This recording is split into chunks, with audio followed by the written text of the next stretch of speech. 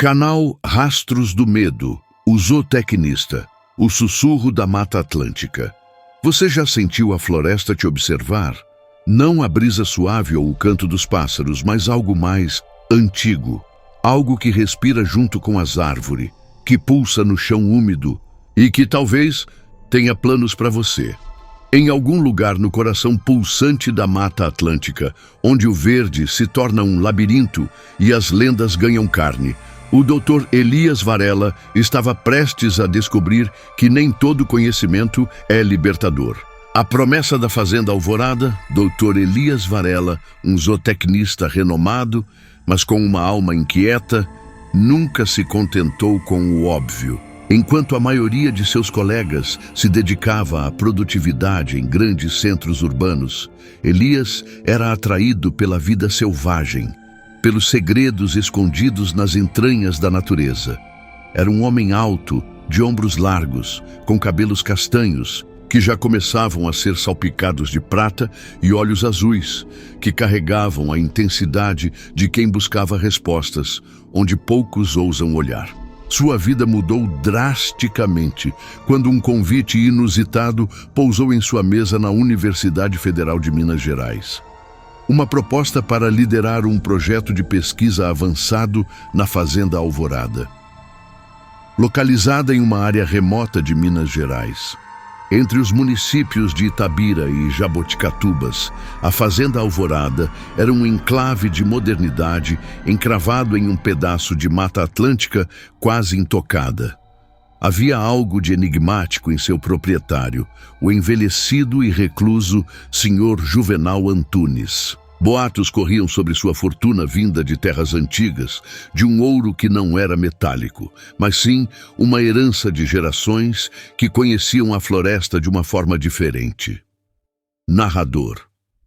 O projeto: reintrodução de espécies ameaçadas. O que parecia perfeitamente alinhado com a paixão de Elias. Mas havia uma cláusula peculiar no contrato. A pesquisa deveria ser conduzida com um mínimo de interferência externa, quase em isolamento. Elias, ávido por desafios e seduzido pela promessa de desvendar mistérios biológicos, aceitou sem hesitar. Ele imaginava uma nova fronteira para a zootecnia, talvez uma chance de redimir os erros da humanidade com a natureza. Mal sabia ele que a fazenda guardava segredos mais sombrios do que qualquer artigo científico poderia descrever. A viagem até a fazenda foi um prenúncio. A estrada de asfalto deu lugar a uma estrada de terra sinuosa, ladeada por uma vegetação que parecia engolir a luz do sol. As árvores se tornavam mais altas, mais densas, seus troncos retorcidos pareciam braços esqueléticos erguendo-se para o céu. O ar, antes fresco e limpo, tornou-se pesado, úmido e com um cheiro peculiar. Uma mistura de terra molhada, folhagem em decomposição e algo mais. Metálico, quase ferro. Elias chegou à Fazenda Alvorada em uma tarde cinzenta. A neblina começava a descer, envolvendo a paisagem em um véu fantasmagórico. A sede, uma construção antiga com detalhes coloniais, parecia imponente e ao mesmo tempo melancólica. As janelas, escuras como olhos vazios, encaravam o horizonte. Foi recebido por Dona Gertrudes, uma senhora de idade avançada, com feições duras e olhos que pareciam ter visto demais. Ela era a governanta, cozinheira e, ao que parecia, a guardiã silenciosa dos segredos da fazenda. Seja bem-vindo, doutor. A voz dela era rouca, quase um sussurro arrastado. O senhor Juvenal o espera. O quarto já está pronto. Não havia calor em sua voz, apenas uma formalidade gélida. O senhor Juvenal Antunes era um homem de estatura mediana, mas com uma presença imponente. Seus olhos, de um tom verde profundo, quase musgo, pareciam vasculhar a alma. O aperto de mão era firme, mas a pele estranhamente fria. Ele falou com uma voz calma, mas com uma autoridade inquestionável. Dr. Varela, é um prazer tê-lo aqui. Sua reputação o precede. Creio que aqui encontrará o ambiente perfeito para suas pesquisas. A mata, ela tem muito a nos ensinar. Muito mesmo. Elias sentiu um arrepio. A forma como Juvenal pronunciou a mata parecia carregar um peso, um significado oculto. O primeiro dia foi de reconhecimento. O laboratório era surpreendentemente bem equipado, com tecnologia de ponta. As instalações para os animais eram modernas, mas o que mais chamou a atenção de Elias foi a extensão da floresta que rodeava a fazenda. Parecia viva, pulsante, com sons que Elias não conseguia identificar. Naquela noite, em seu quarto, Elias não conseguiu dormir. O ar estava pesado. O silêncio da mata era mais perturbador do que qualquer barulho. Ele podia jurar que ouvia sussurros vindo de fora, misturados ao som do vento. E havia um cheiro, aquele mesmo cheiro metálico, que agora parecia mais forte, mais insistente. Era como se o cheiro de sangue estivesse impregnado na própria madeira da casa. Ele tentou se convencer de que era o odor da terra úmida ou de alguma flor exótica da floresta, mas a mente insistia em outra coisa. Os segredos da mata e o sopro frio. Os primeiros dias de Elias na fazenda Alvorada foram marcados por uma rotina intensa de trabalho e uma crescente sensação de estranheza. Ele passava horas no laboratório, organizando equipamentos, estudando as espécies nativas e planejando as primeiras incursões na mata. O senhor Juvenal raramente aparecia, mantendo-se recluso em seu escritório, emergindo apenas para breves reuniões, onde sua presença silenciosa era quase mais intimidadora do que suas palavras. Dona Gertrudes, por sua vez, era uma figura espectral. Movia-se pela casa com uma agilidade surpreendente para sua idade, seus passos quase inaudíveis. Seus olhos, sempre fixos, pareciam seguir Elias, como se o avaliassem constantemente. As refeições eram servidas em silêncio, a comida farta, mas a atmosfera gélida. Elias tentava puxar conversa, perguntar sobre a história da fazenda, sobre a vida na região, mas as respostas de Gertrudes eram sempre curtas e evasivas, como se ela escondesse algo ou tivesse medo de revelar.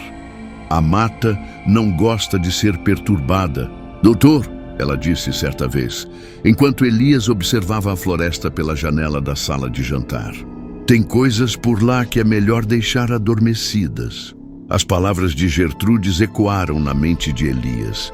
Ele era um cientista, cético por natureza, mas a persistência do cheiro metálico, o silêncio opressor da mata e a aura misteriosa dos habitantes da fazenda começavam a corroer sua racionalidade. À noite, os sussurros se tornaram mais claros. Não eram vozes, mas algo que se assemelhava a um murmúrio gutural, vindo de longe, que parecia se misturar com o som do vento. Era como se a própria floresta estivesse respirando, ou talvez gemendo. Sua primeira expedição na mata foi para mapear áreas e instalar armadilhas fotográficas. Elias estava acompanhado por um guia local, um caboclo chamado Josué, que trabalhava para a fazenda há décadas. Josué era um homem calado, com a pele curtida pelo sol e o olhar de quem conhecia cada folha e cada raiz daquela floresta. Ele andava com uma reverência peculiar, quase um respeito temeroso pela mata. Essa mata, ela tem seus próprios caminhos. Doutor, Josué disse enquanto abria caminho com um facão, e não são os caminhos que a gente vê. Elias notou que Josué evitava certas áreas, contornando-as sem explicação, sua expressão se tornando mais tensa. Em um desses desvios, eles se depararam com uma clareira estranha.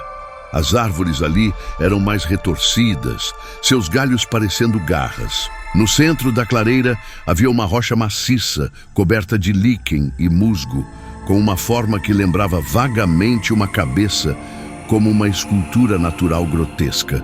Elias se aproximou, mas Josué o puxou bruscamente pelo braço.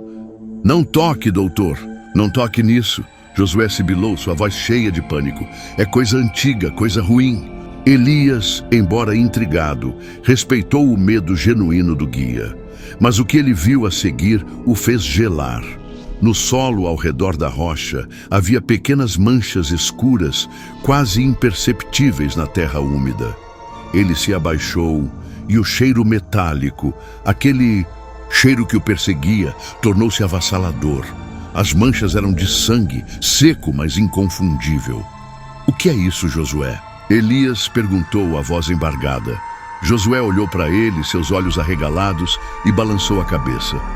"Coisa antiga, doutor. É o sopro da floresta. É melhor a gente ir embora." E o medo na voz de Josué era real, palpável. No caminho de volta, Elias notou que o silêncio da mata não era mais o mesmo. Havia uma sensação de vigilância, como se olhos invisíveis os estivessem seguindo. Ele sentiu um arrepio na nuca e o cheiro metálico parecia grudado em suas narinas. Naquela noite, Elias sonhou. Sonhou com a clareira, com a rocha disforme e com sussurros que se tornavam vozes em sua mente, repetindo palavras indecifráveis em uma língua antiga. E o cheiro de sangue invadia seu sonho, sufocante. Ele acordou suando frio, o coração martelando no peito. A fazenda alvorada e a mata que a envolvia estavam longe de ser o paraíso científico que ele imaginara. A biblioteca secreta e o diário macabro. A descoberta na clareira perturbou profundamente Elias. Sua mente científica lutava para encontrar uma explicação lógica para o sangue e o comportamento de Josué. Ele tentou conversar com o Sr. Juvenal sobre o ocorrido, mas o velho fazendeiro apenas sorriu, um sorriso enigmático que não alcançava seus olhos. "A floresta tem suas peculiaridades, Dr. Varela. Não se preocupe com lendas locais." Elias, no entanto, não era de se conformar com respostas vagas. Decidiu investigar por conta própria. Sua primeira pista veio de uma observação trivial. O Sr. Juvenal passava grande parte do tempo em uma ala da casa que Elias nunca tinha visitado. Uma ala antiga, com janelas sempre fechadas e uma porta de madeira escura e maciça. A curiosidade de Elias o levou a tentar abrir a porta um dia, mas ela estava trancada. Certa noite, enquanto o Sr. Juvenal estava em uma de suas raras idas à cidade, Elias decidiu agir. Ele sabia que a chave daquela ala ficava escondida em uma caixa de charutos na escrivaninha do escritório de Juvenal. Com o coração acelerado e a adrenalina pulsando nas veias, Elias pegou a chave e se dirigiu à porta proibida. O ranger da madeira ecoou no silêncio da noite, um som que parecia gritar contra a sua invasão. O que ele encontrou não era um escritório ou mais quartos, mas uma biblioteca. Uma biblioteca vasta e empoeirada, com estantes que se estendiam do chão ao teto, repletas de livros antigos e manuscritos. O cheiro ali era diferente, uma mistura de papel envelhecido, mofo e algo mais. Um odor forte de éter e formaldeído. Elias acendeu uma lamparina a querosene que encontrou sobre uma mesa de leitura. A luz bruxuleante revelou um universo de conhecimento esquecido. Havia volumes sobre botânica, zoologia, alquimia, folclore local e até mesmo anatomia. Mas o que mais chamou sua atenção foram os livros de capa escura, sem título, que pareciam estar escondidos atrás de outros, mais comuns. Ele puxou um deles. A capa era de couro, manchada e ressecada.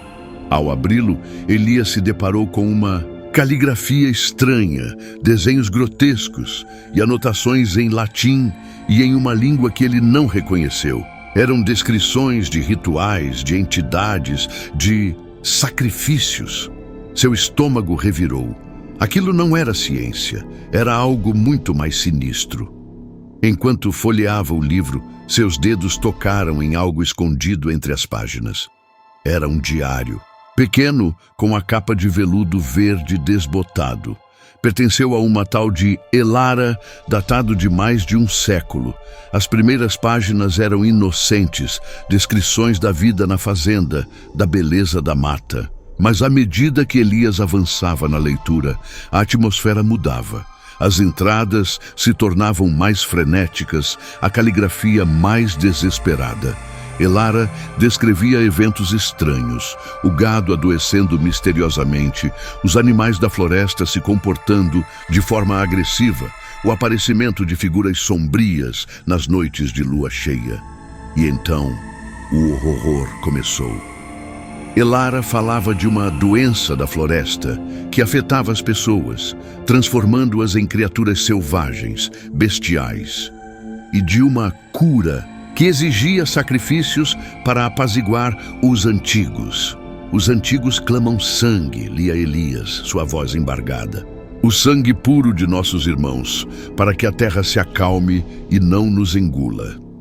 A última entrada do diário era apenas uma palavra, escrita em letras grandes e trêmulas: fujam. E sob ela, uma mancha escura e ressecada que Elias reconheceu, com pavor: sangue. O diário caiu de suas mãos. Aquele cheiro metálico que o perseguia agora fazia sentido. A Fazenda Alvorada não era um centro de pesquisa, era um palco de horrores. Elias estava no epicentro de algo maligno, algo que se alimentava da floresta e dos que nela habitavam. Ele precisava sair dali, mas sabia que, com o Sr. Juvenal e seus segredos guardados a 7 chaves, a fuga seria uma batalha. E ele não sabia se sairia vivo. A besta na madrugada. O diário de Elara era um peso de chumbo na alma de Elias. O sono se tornou um luxo inatingível, substituído por pesadelos vívidos, onde a mata parecia gritar seu nome e as páginas manchadas de sangue do diário se materializavam diante de seus olhos. O Sr. Juvenal continuava a observá-lo com um sorriso perturbador, como se soubesse exatamente o que Elias havia descoberto. Dona Gertrudes parecia ainda mais tensa, seus olhos sempre fixos em Elias, como os de um cão de guarda. Uma noite, a rotina de terror silencioso foi quebrada. Elias estava em seu quarto, tentando decifrar as últimas anotações do diário, quando um som o fez paralisar. Não era um sussurro, nem o vento, era um uivo longo, gutural, que parecia vir das profundezas da floresta, mas que ao mesmo tempo estava terrivelmente perto da casa. Não era o uivo de um lobo nem de um cão. Era algo mais primitivo, mais humano, e terminava com um som de choro, de agonia. O sangue de Elias gelou. Ele se levantou e foi até a janela. A noite estava escura, sem lua. A neblina havia descido, transformando a fazenda em um cenário de pesadelo. Através do véu branco, ele viu uma sombra enorme, movendo-se com uma agilidade assustadora entre as árvores. Não era um animal, era algo bípede, mas com uma postura curvada, quase bestial. Seus movimentos eram erráticos, mais rápidos, e o uivo se repetiu, agora mais próximo, acompanhado de um rosnado baixo e ameaçador. Elias se afastou da janela, o coração batendo descompassado. Ele se lembrou das descrições de Elara sobre a doença da floresta que transformava as pessoas. Seria aquela a criatura, a besta que aterrorizava a fazenda há mais de um século?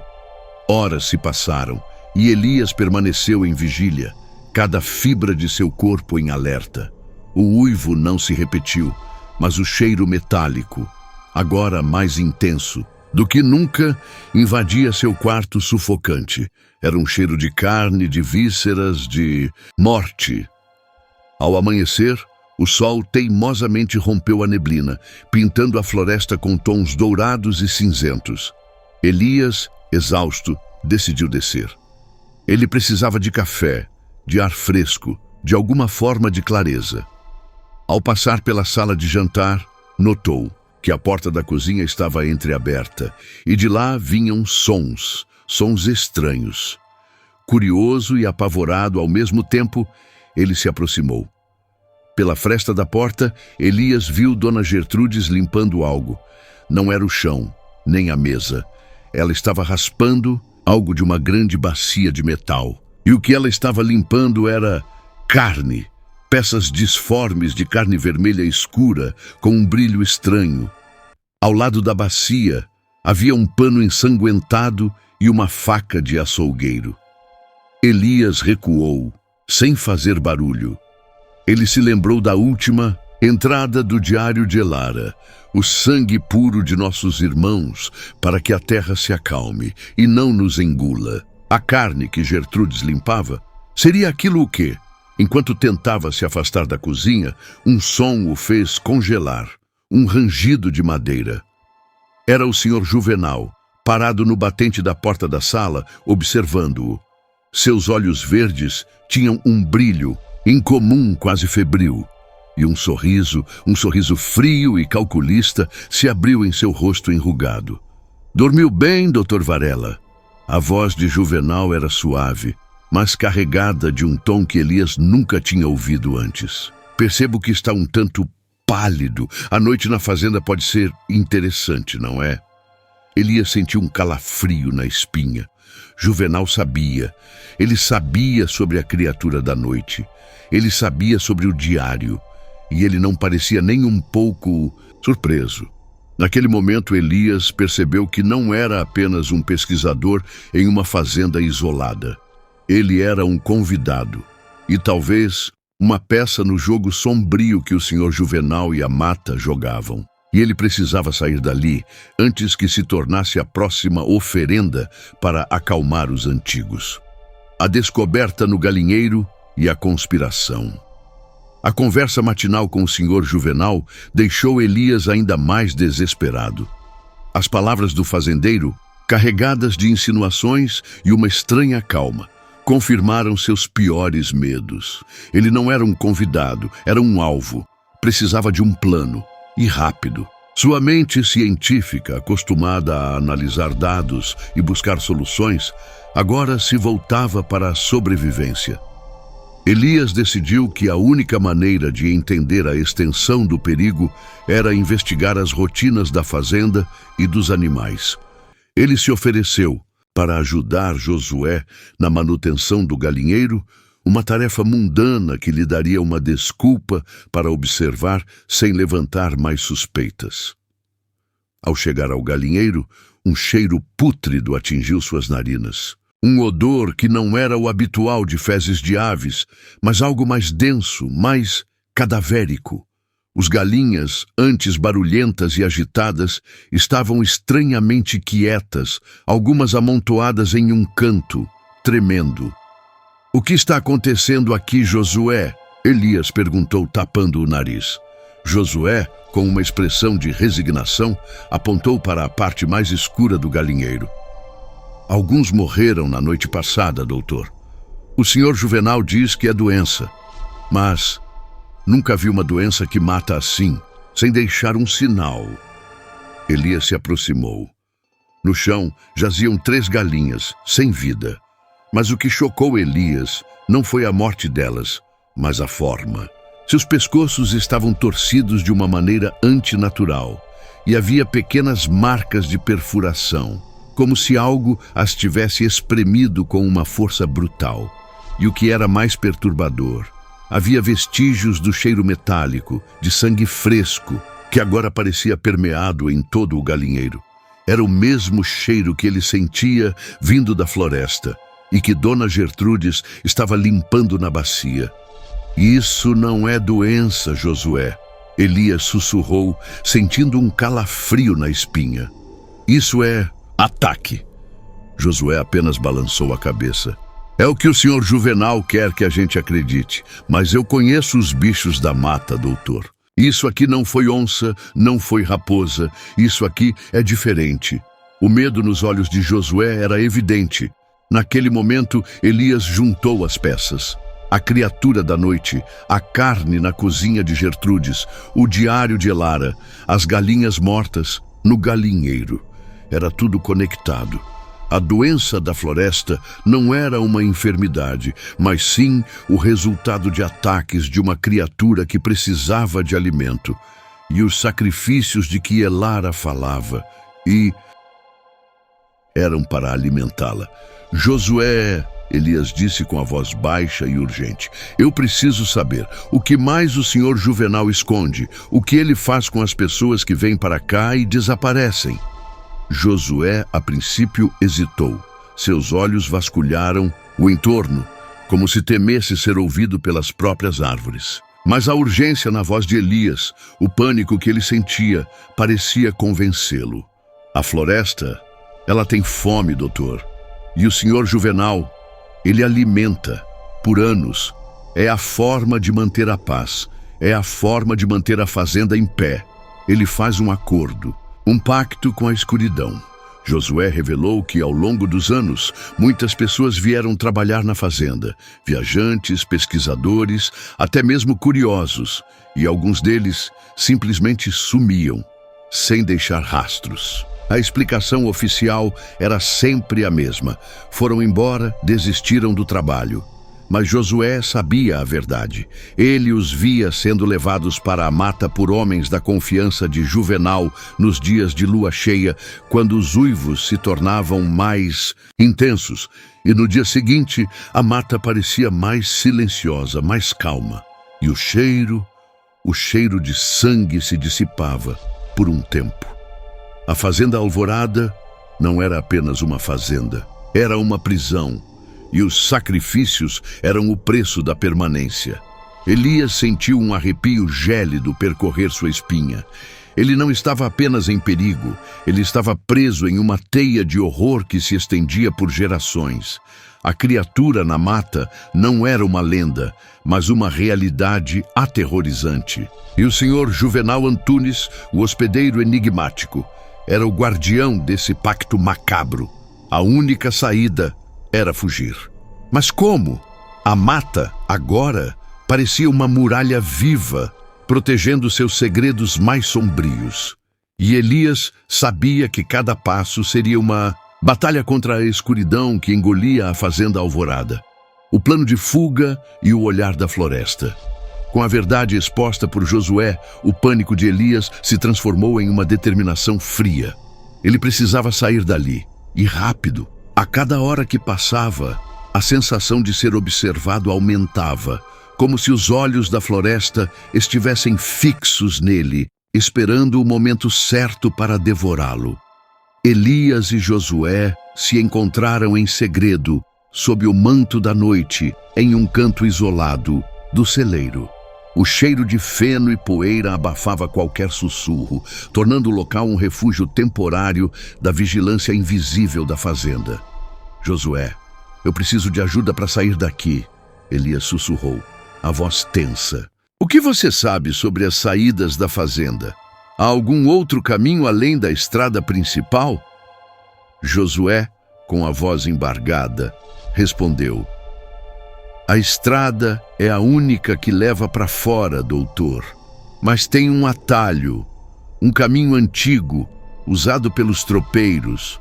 É perigoso, cheio de armadilhas naturais, e a mata lá é mais densa. Mas é o único que o senhor Juvenal não patrulha tanto. Ele confia na densidade da floresta para afastar quem não conhece.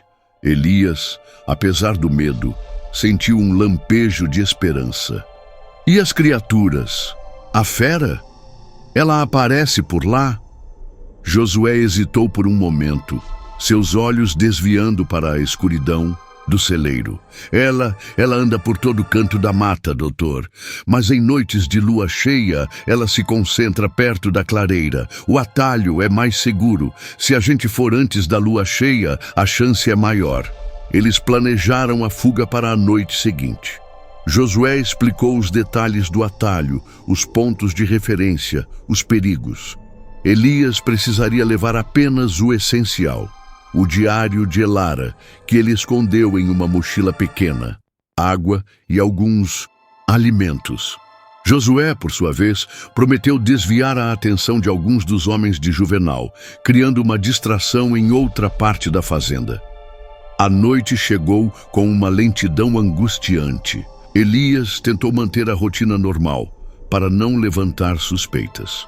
Mas cada passo, cada olhar de Dona Gertrudes, cada risada distante de Juvenal era um lembrete do perigo iminente. Quando o relógio marcou 2 da manhã, Elias escorregou do quarto, o coração batendo como um tambor. O ar estava frio e a neblina novamente envolvia a fazenda. O cheiro metálico estava presente, fraco, mas persistente, como um aviso. Ele se encontrou com Josué nos fundos da casa, perto de um portão de serviço pouco usado. Boa sorte. Doutor, Josué sussurrou, entregando a Elias um facão e uma lanterna. Que os espíritos da mata o protejam. Mas cuidado, ela não gosta de quem leva seus segredos. Elias atravessou o portão, que rangeu suavemente na escuridão. O silêncio da mata o engoliu. A luz da lanterna mal perfurava a densa folhagem. Cada galho que estalava sob seus pés, cada folha que roçava em seu rosto era um gatilho para o medo. Ele começou a seguir as instruções de Josué, adentrando o atalho, a vegetação se tornando cada vez mais fechada, quase sufocante. O cheiro de terra molhada e folhagem em decomposição era forte, mas o cheiro de sangue se tornava mais evidente à medida que ele se aprofundava na floresta. Ele podia sentir a presença. Não era a criatura ainda, mas a própria essência da mata, que parecia respirar e observar. De repente, um som, não um uivo, mas um rosnado baixo, quase um sibilo, vindo de algum lugar à frente. Elias parou, o coração na garganta. Ele apagou a lanterna, mergulhando na escuridão total. Os olhos da mata. Ele podia sentir. Em meio à escuridão, 2 pontos de luz surgiram. Brilhavam como brasas na noite. 2 olhos, grandes, amarelados, que pareciam fixos nele. A criatura. Elias sabia. Ela estava ali e não estava disposta a deixar seus segredos escaparem. Ele ouviu o som de algo pesado se movendo entre as árvores, quebrando galhos. O cheiro metálico agora era insuportável, impregnando o ar. A besta estava se aproximando, e Elias sabia que para escapar da fazenda alvorada, ele teria que enfrentar o próprio terror que a floresta guardava. Sua fuga se tornara uma caçada, e ele era a presa, a perseguição na escuridão e a revelação. Os olhos amarelados na escuridão eram um terror indizível. Elias sentiu o suor escorrer pelo seu rosto, misturando-se com as folhas e a umidade da mata. O rosnado baixo, quase um ronronar gutural, tornou-se mais audível, mais próximo. A fera não estava apenas observando, ela estava caçando. E ele era a presa. Impulsionado pelo instinto de sobrevivência, Elias correu. Correu sem direção, tropeçando nas raízes expostas, arranhando-se nos espinhos e galhos. O som pesado da criatura, quebrando o mato atrás dele, era um ritmo macabro para sua fuga desesperada. O cheiro de sangue, agora quase sufocante, parecia emanar da própria floresta. Em meio à corrida desabalada, Elias caiu. A lanterna que ele havia ligado novamente rolou para longe, sua luz tremeluzente, revelando um vislumbre do terror. A criatura era alta, grotescamente disforme, com uma postura curvada. Sua pele parecia coberta por uma pelagem escura e suja, e seus membros eram longos e desproporcionais, terminando em garras afiadas que raspavam o chão. Os olhos, aqueles olhos amarelados, brilhavam com uma inteligência bestial, uma fome primordial. Mas o que mais chocou Elias, o que fez seu estômago revirar e sua mente implodir, foi o que ele viu quando a criatura se aproximou.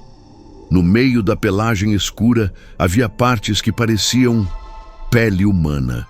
Pedaços de roupas rasgadas pendiam de seu corpo, e ele podia discernir em meio ao horror traços de uma face que um dia foi humana. Uma orelha, um nariz achatado, dentes serrilhados que se projetavam de uma boca que não parecia ser de um animal. Aquilo não era apenas uma besta, era uma fusão horrenda de homem e animal, uma abominação nascida dos rituais e da fome da floresta. Um grito de horror escapou da garganta de Elias. Ele se arrastou para trás, tentando pegar a lanterna. A criatura se lançou, um rosnado alto e ensurdecedor. Elias rolou para o lado, o facão em suas mãos, brandindo-o em um último e desesperado ato de defesa.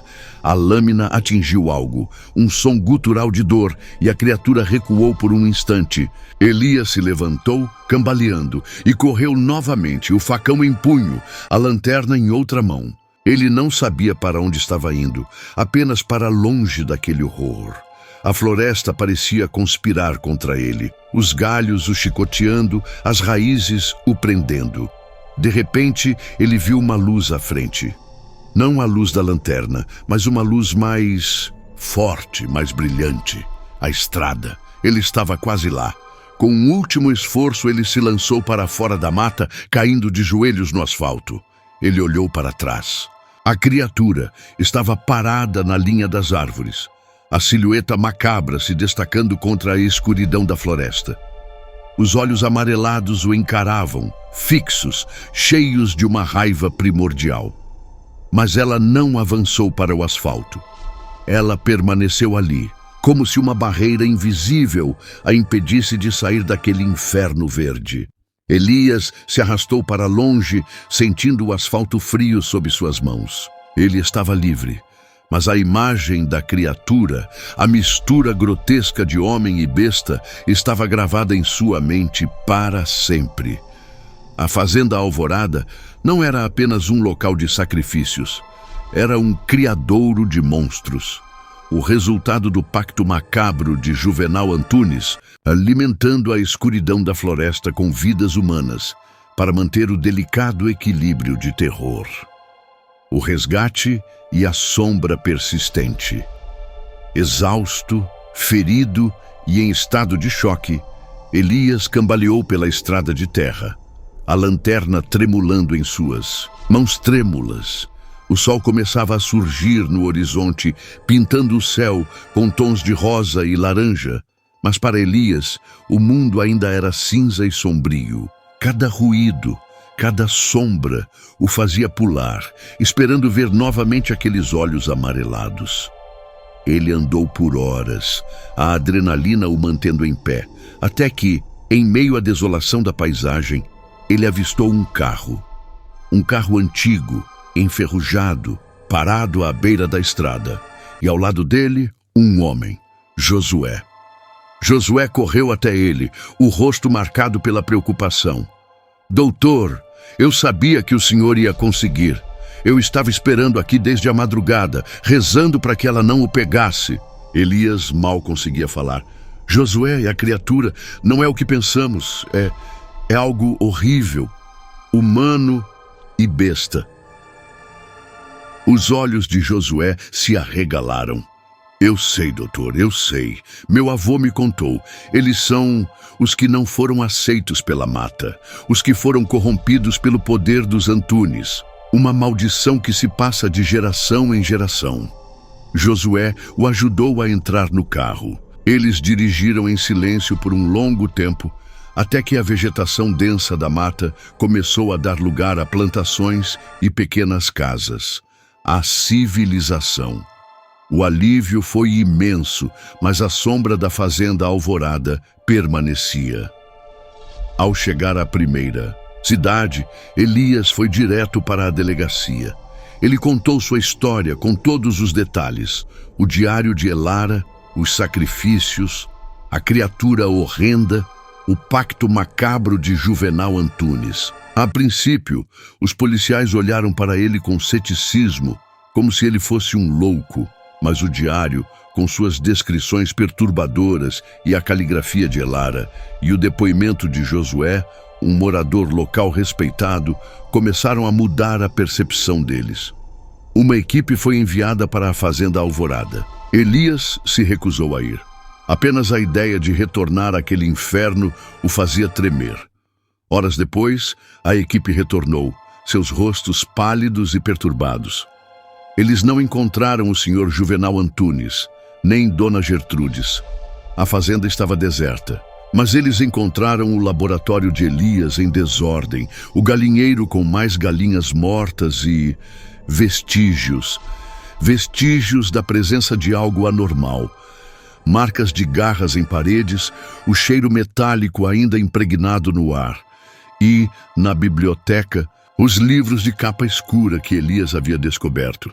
A fazenda Alvorada foi interditada. As autoridades iniciaram uma investigação, mas sem corpos, sem evidências concretas da criatura, a história de Elias e Josué soou como uma lenda. O Sr. Juvenal Antunes e Dona Gertrudes desapareceram sem deixar rastros, como se tivessem sido engolidos pela própria mata. Elias tentou retomar sua vida. Ele se afastou da zootecnia, incapaz de olhar para a vida selvagem sem ver os olhos amarelados da criatura. Os pesadelos persistiam, o cheiro metálico o assombrava. Mesmo em ambientes limpos, ele publicou um artigo científico, mas as descobertas sobre a fazenda Alvorada foram consideradas delírios de um pesquisador exausto. Josué, por sua vez, mudou-se para outra cidade, longe da sombra da floresta.